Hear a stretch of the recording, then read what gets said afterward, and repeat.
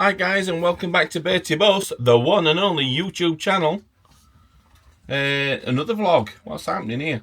So yeah, we're still in Finisterre at the moment. We're here for another week or so before we start heading back to the UK.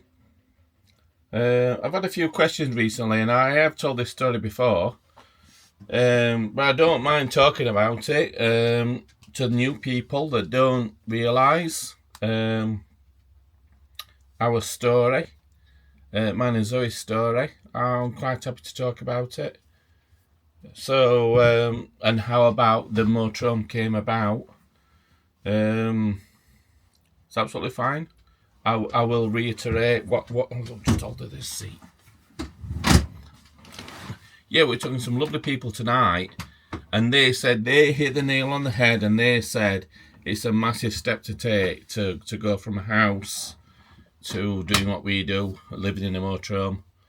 And I know that it's a massive step to take, but it was a little bit easier for me. I was kind of pushed into it. Some of you may already know this kind of story, but I will talk about it again. So before I met Zoe, I was a self-employed builder. I was single, obviously, and I built my own house. Being a builder, that's, you know what I mean, I'm trying to make the most of what I do. And so I built this house, and it was quite a big house, and I put everything into that house. It was my dream. I designed it and I built it, so I got a massive bond with that house. I put a lot of different features in the house. I was married at the time with kids. I then got divorced. I had no mortgage when I built this house, and I thought I got it made. I was a 40-year-old, thought I got it made. And unfortunately, I ended up getting divorced. But I didn't want to sell the house because I was a bloke, and you know, you're a really proud person, aren't you? So, Bruce is doing. Bruce, come out there. Didn't want to sell the house, so I ended up getting a mortgage to buy my ex-wife out of the house. So I'd gone from no mortgage to having quite a big mortgage, because it was a big house, guys. Quite a big mortgage. And I'd gone from 2 wages down to 1 wage. And now I've got a mortgage to pay, as well as trying to run my business as a builder. But I just didn't want to let my house go. I just loved that house. I just thought it was everything. I put so much heart and soul into that house. I got gallery ceilings, I got a huge kitchen, I got marble worktops, I got an island in the kitchen, I got snug rooms, I got 3 en-suites in the house. It was a stunning house. So proud of the house. And it made me feel as though I was somebody, because it was my house and I'd built it and all the rest of it. So it gave me a standing in life and all the rest of it. So I weren't going to let it go. Ended up with a big mortgage. And then COVID came along, and I had lots of problems with my business. And I started racking costs up on my credit card to try and get my business afloat, while still pretending everything were okay. But I knew I was getting myself massively into debt at the time. But on the surface, I got a beautiful house and everything's fine. And that's how I played it. And then I got myself in the situation that I actually couldn't afford a mortgage on the house, so I ended up putting my mortgage onto interest only to drop the payments down. And I think at that point I knew I was kind of a bit on borrowed time. I was basically renting my own house. Wasn't going to admit that, but I knew we were on a ticking time bomb. And still carried on with my life. Everything's fine, everything's great, do you know what I mean? And I was just slipping further and further into debt, to the point that I could barely afford the interest on the credit cards and on my house. And basically I was working just to pay the interest on the debt that I got. And I knew I weren't going to get out of this. You're now on this spiral downwards, aren't you?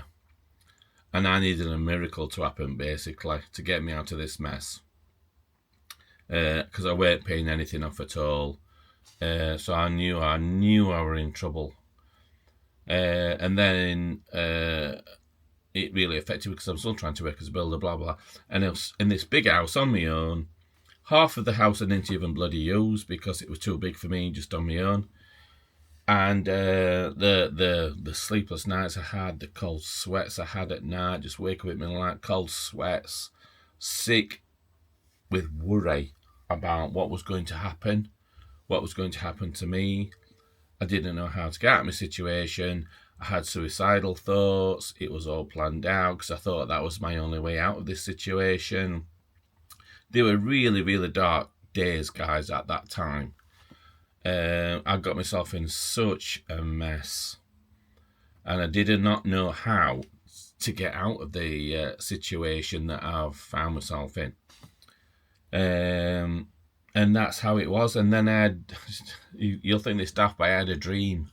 And when I went to sleep, I was in this dream, and in the dream, I dreamt of buying a motorhome and escaping. Well, I've never even been in a motorhome. I've never looked around a motorhome. I'm not interested in a motorhome. Anyway, when I woke up in the morning, I just thought, get a motorhome. It was like a guardian angel, is all I can say over me, telling me what to do. Get a motorhome. And I woke up and the first thing on my mind were, get a motorhome. Sell your house, get a motorhome. Could not shake this off.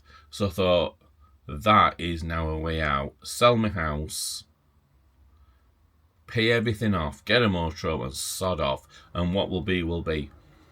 And then I met Zoe on a dating site, the Facebook dating app, and I'd met Zoe whilst I was thinking about this. And I'd only known Zoe something like 4 weeks. And she came to my house and she went, oh, John, your house is absolutely beautiful. Which not being big-headed, but it was a beautiful house. And as matter of fact, I turned round and said to her, I'd only known her 4 weeks, and I said, Zoe, don't get used to it, love. I says, I'm selling it. I says, and I'm moving on. Well, what are you going to do? And I went, I'm going to buy a motorhome, and I'm just going to sod off. And it's the first person that I have ever spoken to about what my plan were. Now, I thought she'd do a U-turn and that were it. That would be the end of it. And the first thing that she said to me was, take me with you. And I went, what? She says, take me with you. And I went, are you serious? She went, yeah. I want to come with you. And that's how this was born. This dream was born. So, I put my house up for sale with a little bit of encouragement from Zoe, because Zoe's not a materialistic person. She's practical. I put my house, and I sold my house within 4 hours. We didn't even hit the market. I think they put it out on internet, and I sold it in 4 hours for the full asking price. It was just meant to be. So I tell you something, guys. The mess that I was in, and then when I sold my house, I released the capital that was left in the house, but it was enough money for me to turn around and pay everything off. My credit cards, I must have had 4 credit cards, guys, and I paid the lot off. My mortgage is automatically paid off. I paid everybody off. I owed nobody anything. Now, you realise the amount of sleepless nights that I had worrying about the debt that I was in and paying £700-800 a month in interest only. Settled. And then I was left with this money. And then out of this money, I then bought a motorhome for cash, because I would never ever borrow money again. Bought the motorhome for cash. I put the rest of the money in the bank. Zoe still has a house, and what she does is she lets her son and his friend stay in the house, and they basically pay all the bills on the house, so he don't have to worry about anything. And come with me. And that was 3 years ago now, guys. So we got the motorhome, never spent, not even rented one. We've never done it. And suddenly I bought this motorhome, and I'm now hit the road and I'm homeless. Massive step to take. But it was easier for me because I felt as though I had no choice. I thought this was the way forward. But to have Zoe by my side, honestly, guys, the dream were born. 3 years we have been on the road now, and I'm more I live for today type of person. And do you know what? What will be now. But I do not owe anybody any money. I don't pay council tax. I don't pay television license. I don't pay any bills. I don't pay interest on anything. And it's surprising how little it costs you when you're not paying bills. You imagine being in your house and how much you pay in bills a month. Can you imagine having that money in your bank account? All you're paying for is fuel, tax on your motorhome insurance, and just enjoying yourself.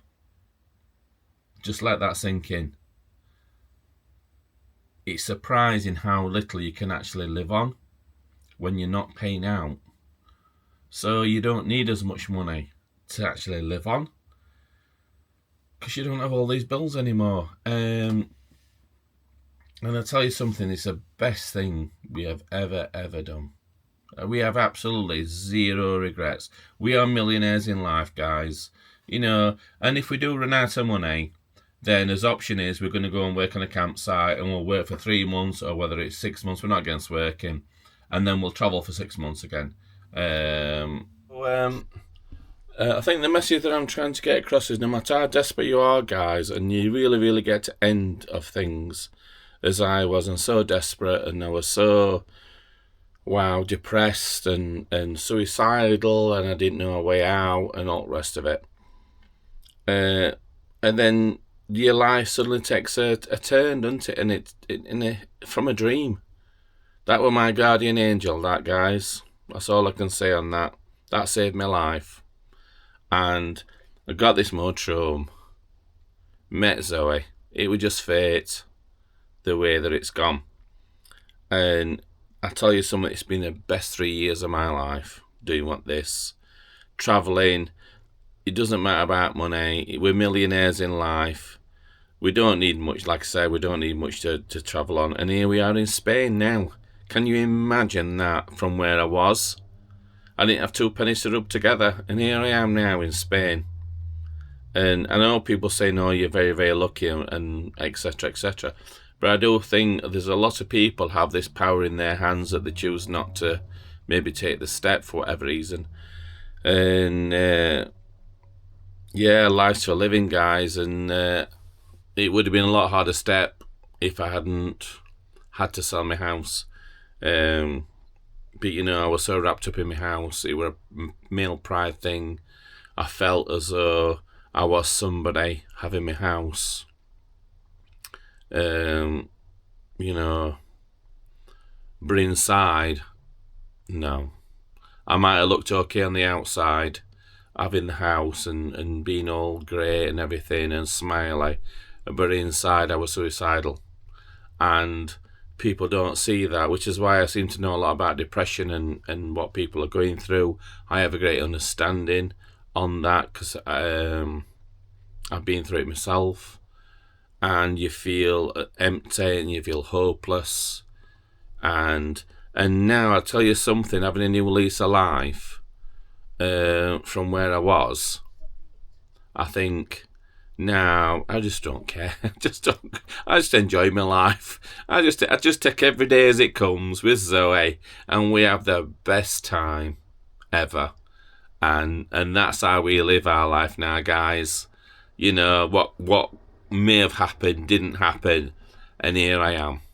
And that's a turn in events. We're very lucky. I'm very fortunate. I know we are doing what we do. But at the time I had my house and had so much debt, I weren't thinking like that at all. I thought it were all over for me. I sold my house while I had control over my house, because the next thing was bailiffs. And if it had gone to bailiffs, the house would have gone to auction, and I'd have got nothing for the house. I'd have ended up with nothing. So I took control whilst I still had control to make the decision to sell it because I really was clinging on with my fingertips at the time. I missed a couple of mortgage payments and that type of thing, so I knew I was slipping behind, and I knew time went on my side, and I had to do something and fast and sell it whilst I was still, like I say, in control of everything. And here we are, guys. So that is our story. It's fate for me and Zoe. And I've said before about Zoe and how happy she is. And that's how we do live our life now. I don't care about money. Money's an evil thing. We bumble by. Do you know what I mean? We don't have much, but we laugh so much, and we just enjoy every single day with us dogs. And what will be with us. And that's kind of the attitude that I do have now. It's so liberating, guys, not to have all the debts and everything. I tell you something. So yeah, I thought I would share that story with you for those people that don't know our story or how Bertie Bus came about. But yeah, that's it, guys. So some of you will already know and some won't. So thought I'd share it. Yeah, so this is just a short vlog to explain the story. Zoe has her own problems, as you guys are probably aware of, that has followed us. We're not looking for sympathy at all. Far from it. Guys, we've come through the other side. We don't need sympathy. This is all about trying to help other people. We've all got problems, guys, haven't we? We've all got issues to deal with. We've all got the worry and everything, and I know we all have, and we've all got it in different degrees, haven't we? But my message to you guys is, we all have a guardian angel, don't we, somewhere? We all have one. I'd come to the end of the line, and my guardian angel came through, and I would have never ever have dreamt of this life that I've got now. As simple as that. I'd never even thought of it. It just came in a dream, and it was born, and here we are. So out of the darkest of times does come salvation. You've just got to look for it. So don't despair, guys. Hang in there if you're going through a tough time right now. And but to come out the other side, it makes you a completely different person.